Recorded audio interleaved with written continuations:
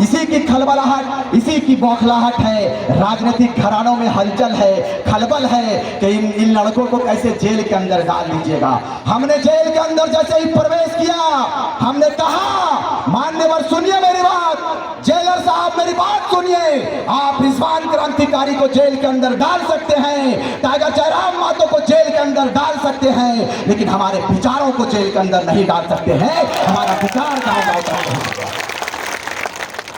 कितने रिजवान को जेल के अंदर डालोगे?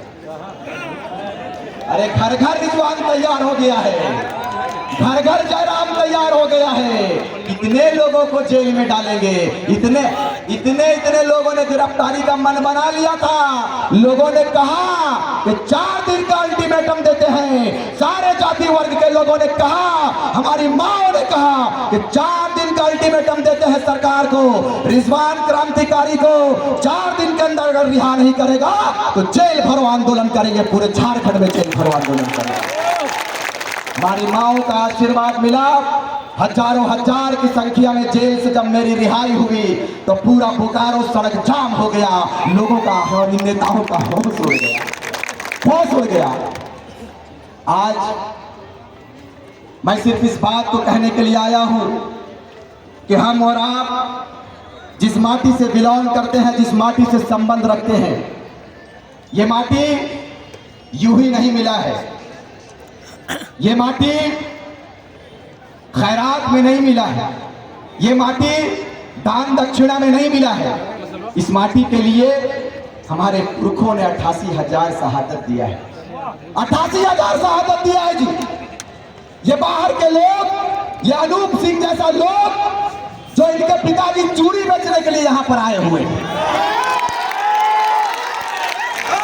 चूड़ी बेचने आए थे जी।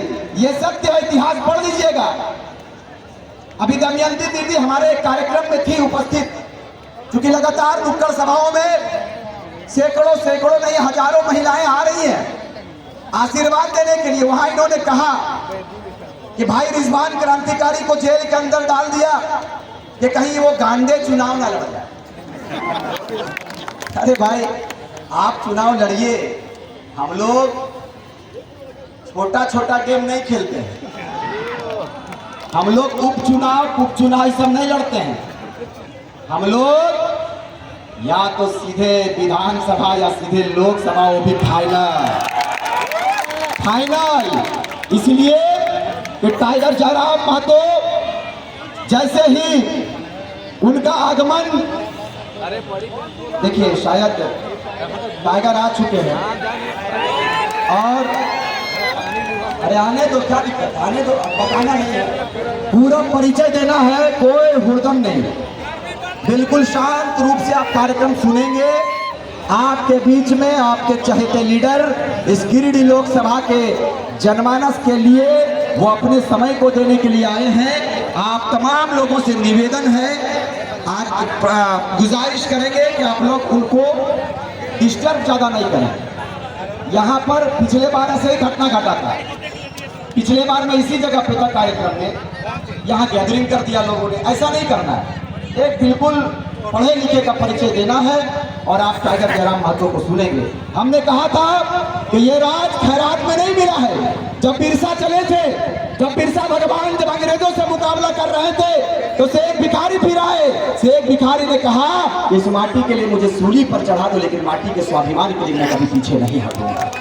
आज देखिए शेख भिखारी भी इस दुनिया में नहीं है, विनोद बिहारी महतो भी इस दुनिया में नहीं है, तिलका मांझी नीलांबर पीतांबर वो सुदूर जंगल में आंदोलन किया करते थे, वो नहीं है आज। अब बताइए यदि आज आप आशीर्वाद नहीं देंगे, आशीर्वाद तो आपने दे दिया है, लेकिन मैं चाहता हूं कि प्रचंड आशीर्वाद मुझे मिलना चाहिए। प्रचंड आशीर्वाद का मतलब होता है कि बटन इतना दबे कि ये छोटपुटिया नेता लोग जो है ना, पैरासूटेड नेता जिनको कहते हैं, ये दिल्ली से पैरासूटेड नेता आते हैं और यहाँ पर राजनीति करके चले जाते हैं, यहाँ के कोयले को लूट लेते हैं, चूड़ी बेचे ले और बाप के हमने विधायक बना दिलिए। तकर बाद की कर ले, वो तो स्वर्गवास भेगलथिन, बेटवो के छोड़ के गए, बेटवो विधायक बना के गए। आप बेटवा विधायक बनबे कर लो, अबरी पुतहियों के सुने टिकट दिलाई धनबाद से लड़े। बताओ अजब हाल है भाई। हमने आपको चुना, आप मुझे अवसर दीजिए, लेकिन हमने हाय रे कपार गोपाले ने घी रे पप्पा होले की जाना ही चाची सोचलिए चल हमने तो लेला बका अतिथि देवो भवा दलिए दे, लेकिन ये राजेंद्र सिंह निकल लो होशियार, राजेंद्र सिंह निकल गलो ढेर होशियार। होने आने जाने दीजिए, गड़बड़ाना नहीं है, एकदम शालीनता का परिचय देना है, शांत रहेंगे। ये राजेंद्र सिंह कर लो कि बेटवा के लॉन्च करके गए। अब बताओ जमीन तोड़ लगो, खेत तोड़ लगो, बहियार तोड़ लगो, बाग तोड़ लगो और धान काट लो राजेंद्र सिंह के बेटा। हाय रे बप्पा, तो इस राज के लिए ढेर एकदम बैठ रहो। बताओ राजेंद्र सिंह यहाँ चुनाव नहीं लड़ सकते थे, लेकिन हमने मौका दिया उनके